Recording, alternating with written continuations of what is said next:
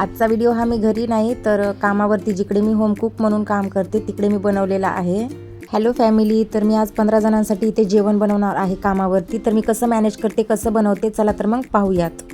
तर इथे मला सुरुवातीला मटर पनीरसाठी मी इथे मसाला तयार करीत आहे। तर सुक्कं खोबरं आणि कांदा टोमॅटो अशी प्युरी बनवून मी इथे मटर पनीर बनवणार आहे।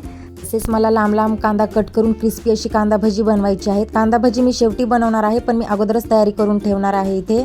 तोपर्यंत इकडे मसाला असा थंड झालेला आहे, तो मी मिक्सरमध्ये बारीक करून घेणार आहे। आणि मिक्सरमध्ये बारीक करेपर्यंत इकडे मी कुकरला डाळ लावलेली आहे, ती फटाफट अशी मी इकडे शिजवून घेतली। आणि मसाला एकीकडे परतीपर्यंत इकडे डाळ तडका मी अशा प्रकारे मस्तपैकी बनवलेला आहे। आजचा पूर्ण स्वयंपाक हा मी महाराष्ट्रीयन पद्धतीने बनवलेला आहे।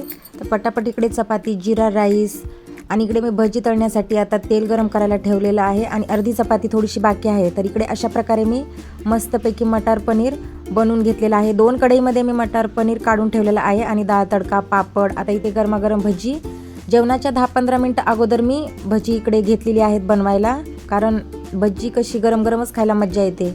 मग नंतर मस्तपैकी सर्वांनी असं जेवण पाहुण्यांनी घेतलेलं, दीदीने सर्वांना दिलेलं जेवण गरमागरम, तर सर्वांना खूप आवडलेलं जेवण। तर सर्वात जास्त या लोकांना भजी खूप आवडलेली, कारण एकीकडे जेवायला बसलेली आणि दुसरीकडे मी यांना गरम गरम अशी भजी बनवून दिलेली। तर खूप मस्त आणि छान झालेली पण होती आणि त्यांना खूप आवडलेली। व्हिडिओ आवडल्यास चॅनलला सबस्क्राईब नक्की करा आणि इंस्टाग्राम फेसबुकवरती फॉलो नक्की करा। मग अशा प्रकारे इकडे जेवण होत होती, मग मी राहिलेली भजी वगैरे चपाती वगैरे बनवून घेतली आणि पटापट असं सर्व आवरून निघालेली आहे मी आता घरी। तर व्हिडिओ आवडल्यास लाईक नक्की करा। बाय बाय, भेटू पुढच्या व्हिडिओमध्ये।